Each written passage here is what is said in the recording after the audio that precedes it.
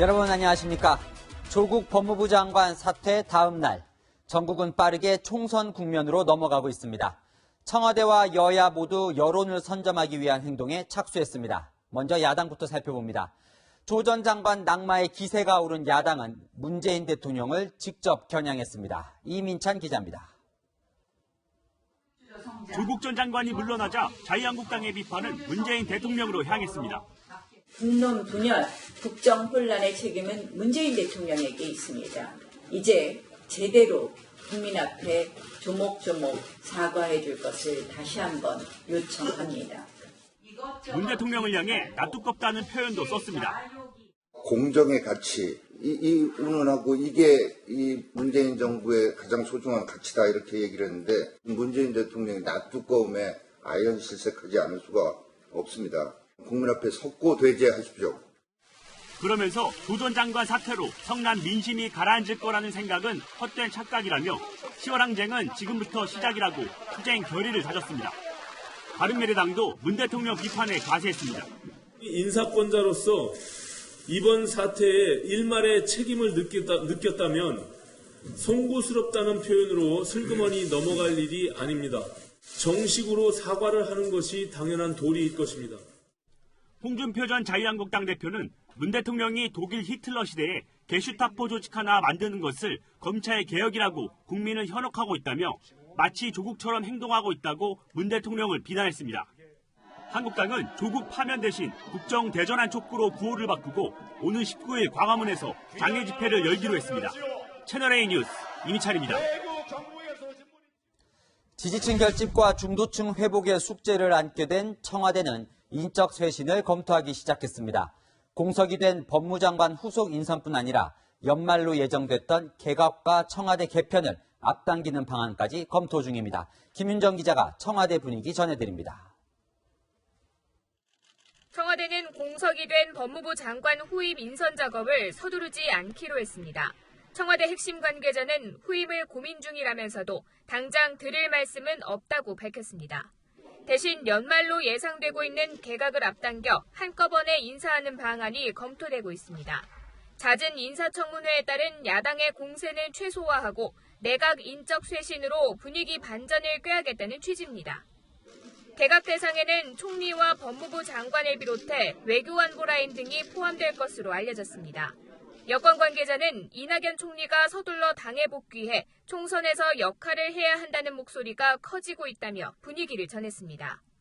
청와대 참모진 교체도 검토 중인데 정무 공보 라인이 대상입니다. 조국 사태에서 정무적 판단과 언론 대응이 미흡했다는 판단에서입니다. 정치권에서는 노영민 대통령 비서실장의 교체론까지 거론되고 있습니다. 청와대는 내각과 청와대 쇄신에 앞서 경제와 민생 챙기기로 민심을 잡을 계획입니다. 정부도 1회차 부품 소재 기술 개발과 실증에 2조 2천억 원을 투자하여 기업의 혁신을 뒷받침하겠습니다. 현대차 남양연구소를 방문한 문 대통령은 경제 행보에 더 속도를 낼 예정입니다. 채널A 뉴스 김윤정입니다. 자, 다음은 여당인 더불어민주당 움직임 전해드립니다. 초선 이철희 의원이 오늘 총선 불출마를 선언했습니다. 586 세대 물갈이에 신호탄을 쏘아 올렸던 해석이 당내에서 나오고 있습니다. 유주은 기자가 보도합니다. 비례대표 초선인 이철희 더불어민주당 의원이 휴대전화 문자를 통해 총선 불출마를 선언했습니다.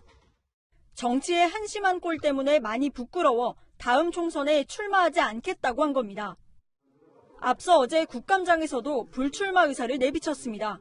지난 2일 국정감사가 시작되고 오늘까지 저는 단 하루도 부끄럽지 않은 날이 없었습니다. 부끄러워서 법사위원 못하겠고요. 창피해서 국회의원 못하겠습니다.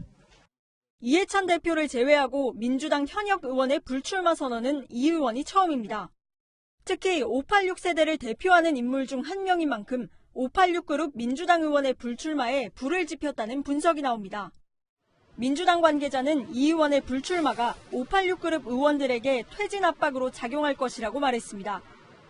앞서 양정철 민주연구원장, 백원우 전 대통령 민정비서관 등 586 친문 인사들이 잇따라 불출마를 선언했지만 조국 사태가 터지면서 다른 586 의원들의 불출마를 이끌어내지 못했습니다.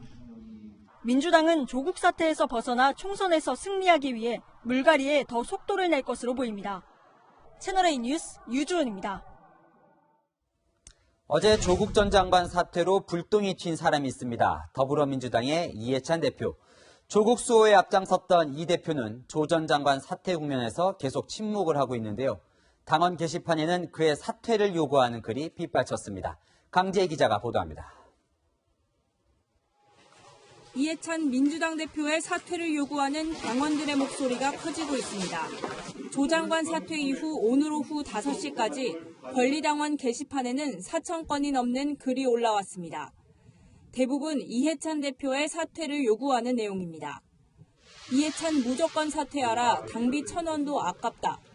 당 지지율 떨어지면 당대표가 나가야지 법무부 장관이 왜 나가냐는 등의 비판이 쏟아졌습니다. 또 조국 수호 외쳤는데 속에서 천불이 난다.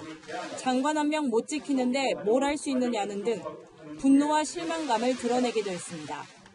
일부 당원들은 오는 19일 서초동 촛불 집회를 열어 이해찬 사퇴를 구호로 외치자고 제안했습니다. 이 대표는 침묵을 지키고 있습니다.